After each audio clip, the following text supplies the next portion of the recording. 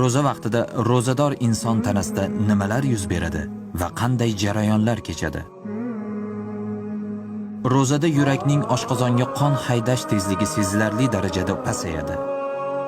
Shu bilan birga tanamizning boshqa a'zolarida ham qon aylanishi sokinlashadi.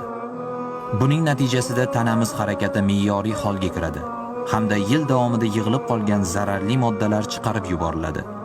Inson har safar nafas olganida o'pkasiga toza havo bilan birga tashqi muhitdagi zaharni ham yutadi.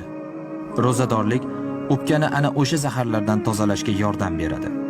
Buni qarangki, oshqozonimiz ham ro'zadorlik vaqtimizda o'zini yangilab, ortiqcha xiltlardan tozalab oladi. Ovqat hazm qilishda katta ahamiyatga ega bo'lgan ichaklarda yig'ilib qolgan cho'kindilar yuvilib ketadi. Jigarimiz esa glikogen moddasini ishlab chiqaradi.